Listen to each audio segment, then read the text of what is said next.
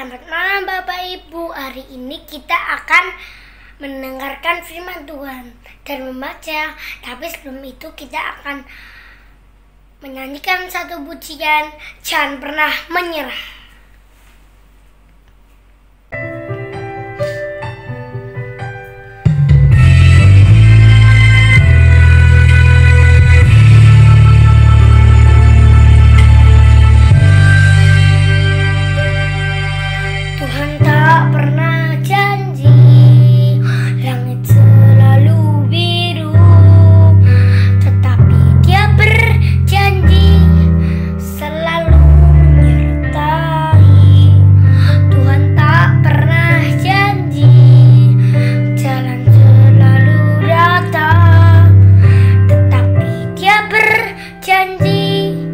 Berikan kekuatan, jangan pernah menyerah, jangan berputus asa. Mujizat Tuhan ada, dari hati menyembah.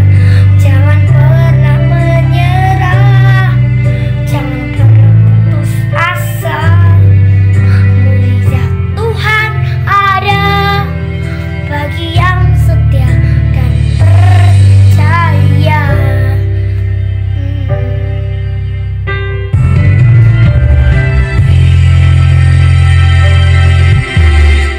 Pernah janji, langit selalu biru, tapi Dia berjanji selalu menyertai.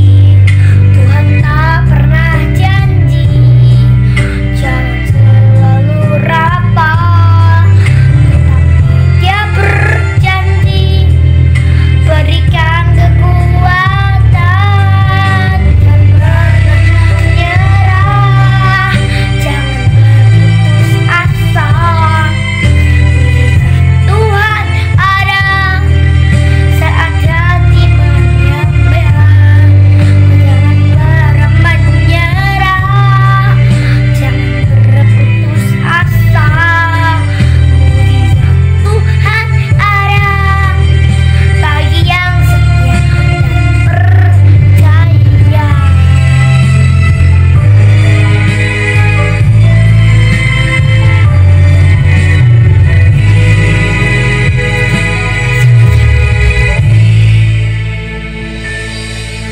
Jangan pernah menyerah, jangan berputus asa. Mujizat Tuhan ada saat hati menyembah. Jangan pernah menyerah, jangan berputus asa. Oh, mujizat Tuhan ada bagi yang setia dan percaya.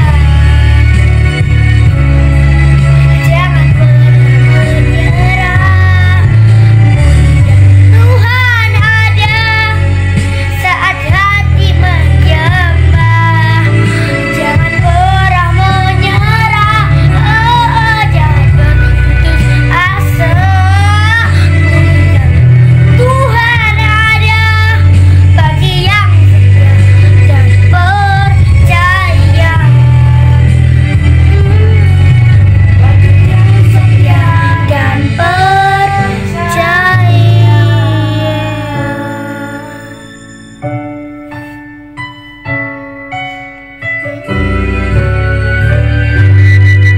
Bagi yang setia dan percaya. Mari Bapak, Ibu, Saudara-saudara yang terkasih, sebelum kita mendengarkan dan merenungkan firman Tuhan, kita berdoa terlebih dahulu. Tuhan Yesus, kami sungguh bersyukur dan berterima kasih malam ini kami boleh mendengarkan firman-Mu dan merenungkan firman-Mu. Berkati kami yang membawakan Tuhan, sehingga apa yang kami bawakan boleh menjadi kekuatan bagi kami semua yang merenungkan renungan ini. Terima kasih Tuhan, terima kasih. Kami bersyukur akan kehidupan kami hari lepas hari. Kami percaya, kami mengimani Engkau selalu menyertai kami. Doa yang tiada sempurna ini kami panjatkan di dalam nama-Mu kami, Tuhan kami Yesus Kristus. Haleluya. Amin. Selamat malam Bapak, Ibu, dan saudara-saudara yang terkasih di dalam Tuhan Yesus Kristus. Jumpa lagi malam ini dalam Renungan Malam GKJ dan Kusuman Surakarta. Pada renungan malam hari ini kita akan bersama-sama merenungkan dan mendengarkan firman Tuhan yang akan kita ambil dari Kisah Para Rasul 20:17 ayat 17 sampai 38. Bagi Bapak, Ibu, dan saudara-saudara yang mendengarkan dan menyaksikan acara ini, mari kita bersama-sama buka Alkitab kita dari Kisah Para Rasul, Kisah Para Rasul 20 ayat 17 sampai 38. Mari kita baca bersama-sama perpisahan Paulus dengan para penatua jemaat Efesus. Karena itu ia menyuruh seorang dari Miletus ke Efesus dengan pesan supaya para penatua jemaat datang ke Miletus. Sesudah mereka datang, berkatalah ia kepada mereka, "Kamu tahu bagaimana aku hidup di antara kamu sejak hari pertama aku tiba di Asia ini. Dengan segala rendah hati aku melayani Tuhan. Dalam pelayanan itu, aku banyak mencucurkan air mata dan banyak mengalami percobaan dari pihak orang Yahudi yang mau membunuh aku. Sungguh pun demikian, aku tidak pernah melalaikan apa yang berguna bagi kamu. Semua yang kuberitakan dan kuajarkan kepada kamu, baik di muka umum maupun dalam perkumpulan-perkumpulan di rumah kamu, aku senantiasa bersaksi kepada orang-orang Yahudi dan orang-orang Yunani, supaya mereka bertobat kepada Allah dan percaya kepada Tuhan Yesus dan percaya kepada Tuhan kita Yesus Kristus. Tetapi sekarang sebagaimana tawanan roh, aku pergi ke Yerusalem dan aku tidak tahu apa yang akan terjadi atas diriku di situ. Selain daripada yang dinyatakan Roh Kudus dari kota-kota kepadaku, bahwa penjara dan sesara menunggu aku, tapi aku tidak menghiraukan nyawaku sedikit pun, asal saja aku dapat mencapai garis akhir dan menyelesaikan pelayanan yang ditugaskan oleh Tuhan Yesus kepadaku untuk memberi kesaksian Injil kepada kasih karunia Allah. Dan sekarang aku tahu bahwa kamu tidak akan melihat mukaku lagi, kamu sekalian yang telah kukunjungi untuk memberitakan kerajaan Allah. Sebab itu pada hari ini aku bersaksi kepadamu bahwa aku bersih, tidak bersalah terhadap siapapun yang akan binasa. Sebab aku tidak lalai memberitakan seluruh maksud Allah kepadamu.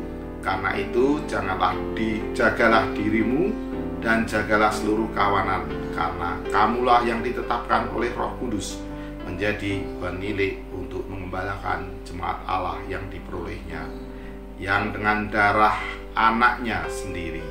Aku tahu bahwa sesudah aku pergi, serigala-serigala yang ganas akan masuk ke tengah-tengah kamu dan tidak akan menyayangkan kawanan itu. Bahkan dari antara kamu sendiri akan muncul beberapa orang yang dengan ajaran palsu mereka berusaha menarik murid-murid dari jalan yang benar dan supaya mereka mengikut mereka. Sebab itu berjaga-jagalah dan ingatlah bahwa aku 3 tahun lamanya siang malam dengan tiada berhenti-hentinya menasihati kamu masing-masing dengan mencucurkan air mata. Dan sekarang aku menyerahkan kamu kepada Tuhan dan kepada firman kasih karunia-Nya yang berkuasa membangun kamu dan menganugerahkan kepada kamu bagian yang ditentukan bagi semua orang yang telah dikuduskannya. Perak atau emas atau pakaian tidak pernah aku ingini dari siapapun juga. Kamu sendiri tahu bahwa dengan tanganku sendiri aku telah bekerja untuk memenuhi keperluanku dan keperluan kawan-kawan seperjalananku. Dalam segala sesuatu telah kuberikan contoh kepada kamu, bahwa dengan bekerja demikian kita harus membantu orang-orang yang lemah dan harus mengingat perkataan Tuhan Yesus, sebab Ia sendiri telah mengatakan, adalah lebih berbahagia memberi daripada menerima. Sesudah mengucapkan kata-kata, Paulus berlutut dan berdoa bersama-sama dengan mereka semua. Maka menangislah mereka semua terseduh-seduh, dan sambil memeluk Paulus mereka berulang-ulang mencium dia. Mereka sangat berduka cita, terlebih-lebih karena ia katakan bahwa mereka tidak akan melihat mukanya lagi. Lalu mereka mengantar dia ke Papa. Demikian firman Tuhan. Berbahagialah orang yang mendengarkan dan melakukannya dalam kehidupannya sehari-hari. Dan nas kita pada hari ini itu renungannya diambilkan dari ayat yang 19 yang demikian. Dengan segala rendah hati aku melayani Tuhan. Dalam pelayanan itu aku banyak mencucurkan air mata dan banyak mengalami percobaan dari pihak orang Yahudi yang mau membunuh aku.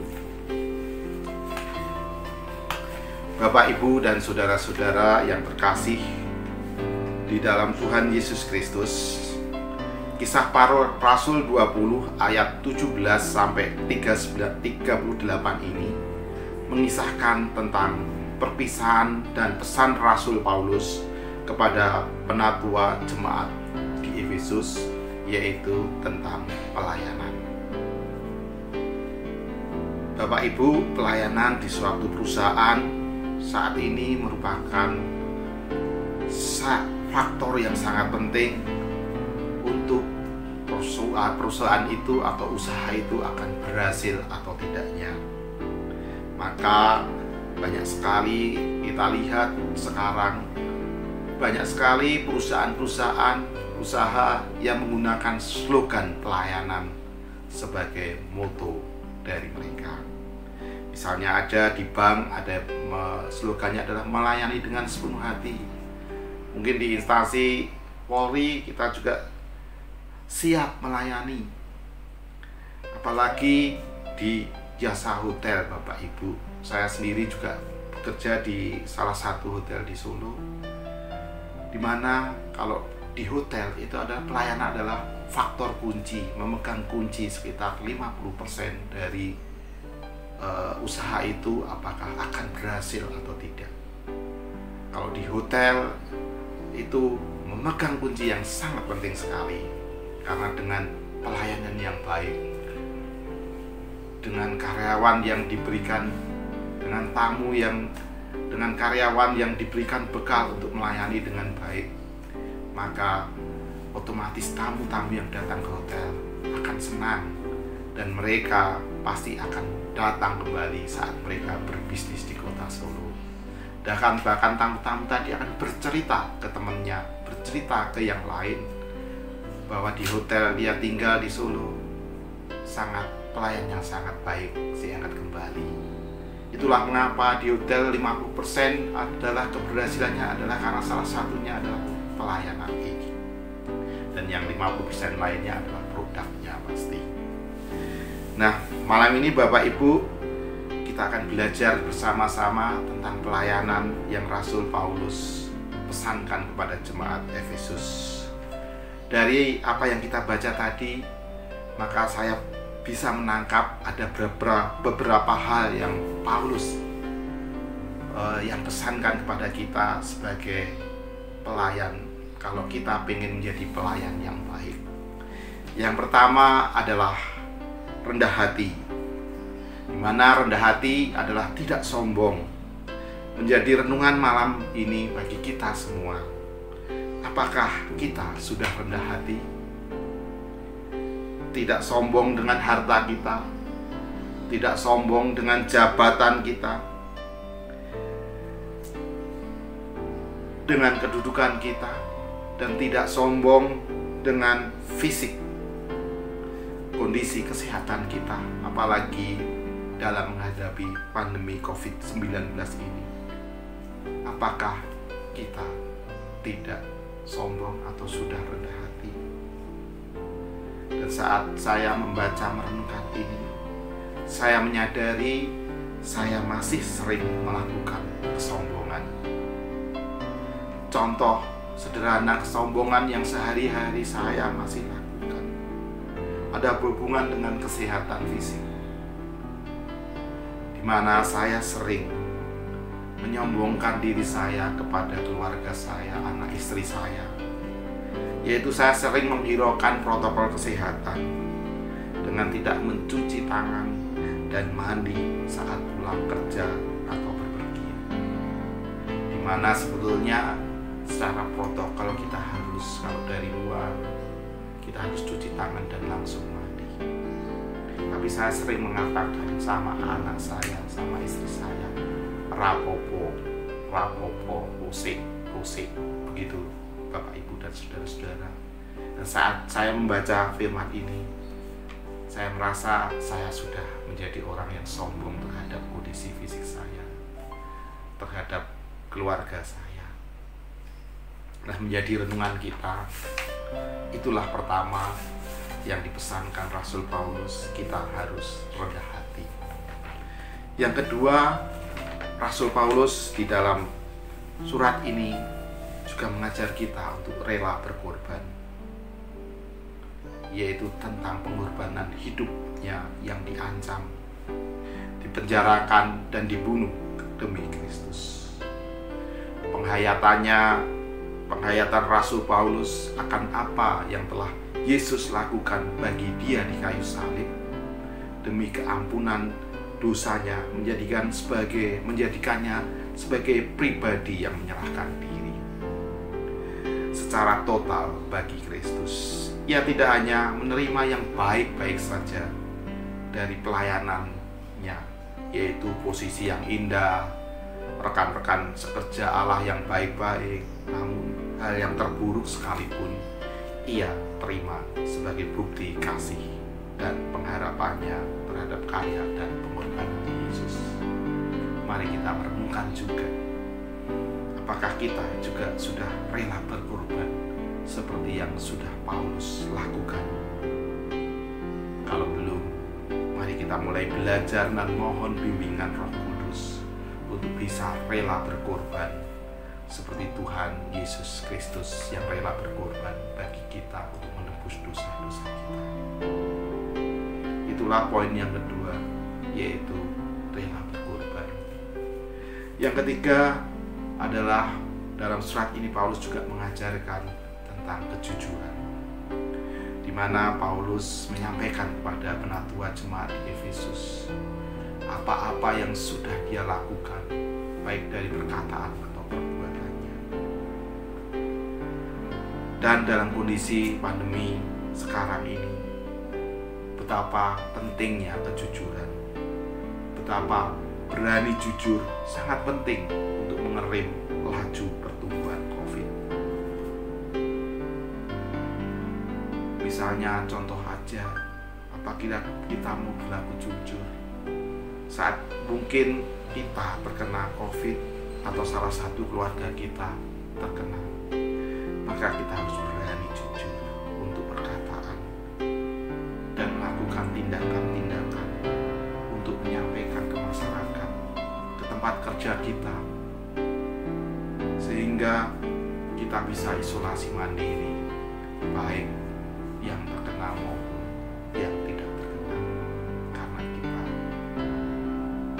ingin berbuat baik kepada sekitar kita, kepada teman-teman kerja kita di kantor, dan kepada masyarakat kita juga, supaya mereka juga tidak tertular dari kita. Untuk itu, marilah kita juga merenungkan malam ini, apakah kita juga sudah jujur dalam perkataan dan tindakan kita selama ini. Kalau belum, firman ini betul-betul mengingatkan kita lagi tentang kejujuran, seperti juga Paulus yang jujur terhadap jemaat penatua di Efesus. Dan yang keempat, dari firman ini kita juga diajar oleh Rasul Paulus untuk sederhana di dalam pelayanan. Seperti Paulus juga sangat sederhana di dalam pelayanannya. Dia harus rela bekerja untuk mencukupi kebutuhan hidupnya. Dan dia juga memakai apa yang Paulus punya untuk melakukan pelayanan. Dan itulah kesederhanaan Paulus di dalam pelayanan. Dan selanjutnya yang kelima adalah siap menderita dan ditolak. Di dalam surat ini Paulus juga mengajarkan dan menceritakan bagaimana dia menderita dan ditolak saat melakukan pelayanan.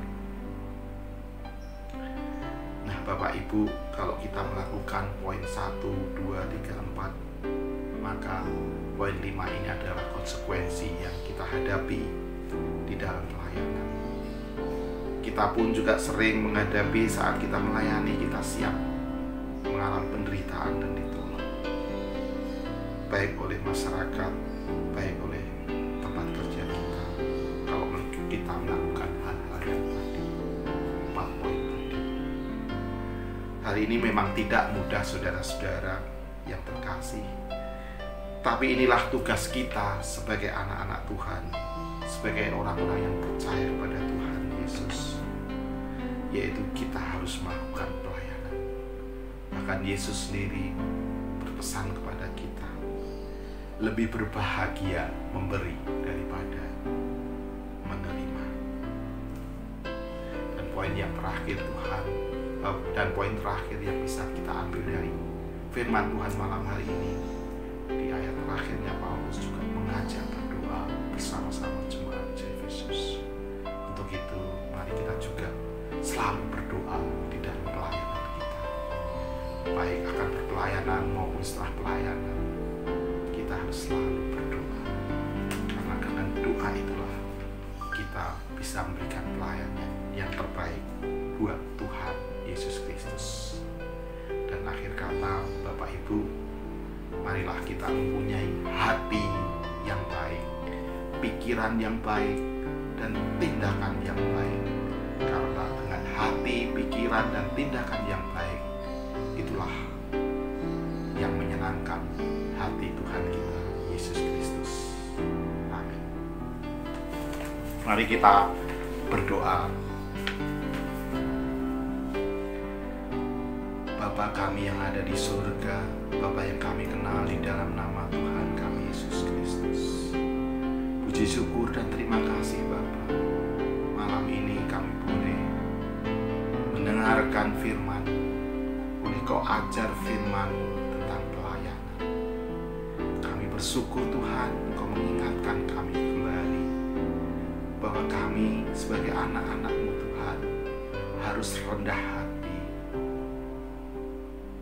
tidak sombong, harus rela berkorban, harus jujur, harus sederhana, harus siap menerima, ditolak, tidak diterima pelayanan kita. Dan yang terakhir, kita harus juga selalu berdoa dan berdoa, memohon petunjuk, memohon bimbingan-Mu di dalam kami berpelayanan ini Tuhan. Terima kasih Tuhan, pada kesempatan malam ini kami juga berdoa buat bangsa dan negara kami yang saat ini kami sedang mengalami pandemi COVID-19, di mana banyak saudara-saudara kami yang sudah menjadi korban, baik yang masih sakit saat ini dan yang sudah meninggal. Kami berdoa Tuhan buat saudara-saudara kami yang masih sakit menghadapi COVID-19 ini Tuhan. Biar tangan kasih Tuhan selalu menyertai dan memberikan kekuatan buat saudara-saudara kami. Kami juga berdoa untuk seluruh dokter, perawat-perawat. Tuhan juga selalu berkati dan sertai.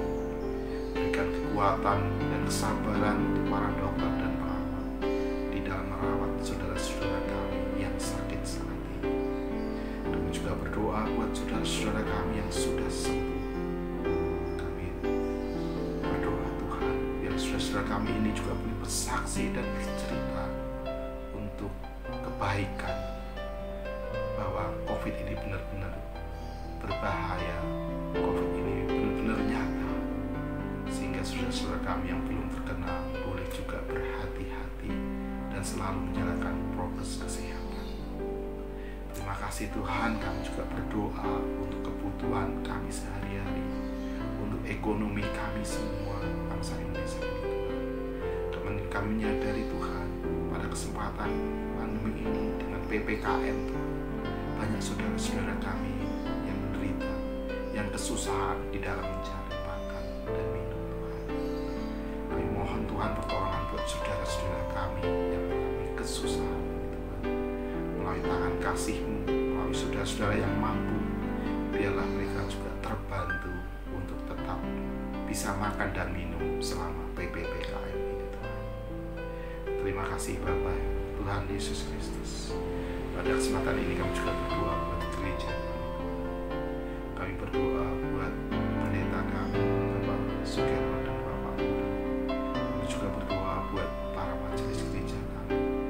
Kami berdoa buat pengurus-pengurus blok, pengurus-pengurus wilayah, pengurus pemuda remaja, sekolah minggu,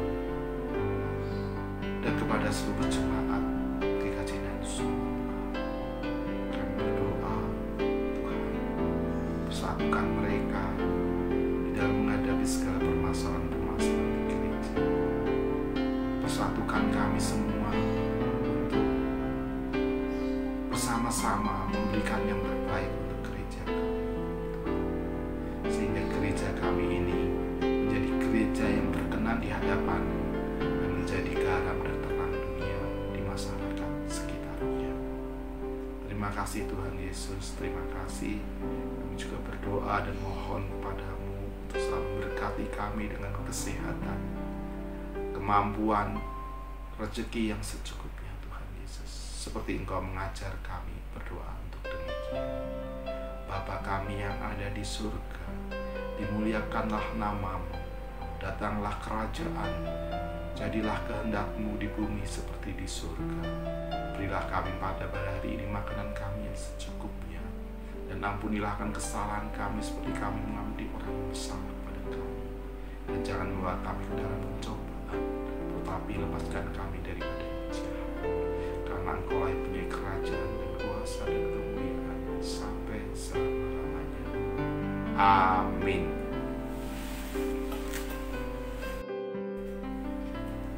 Terima kasih Bapak, Ibu, dan saudara-saudara yang menyaksikan dan mendengarkan renungan malam pada malam hari ini.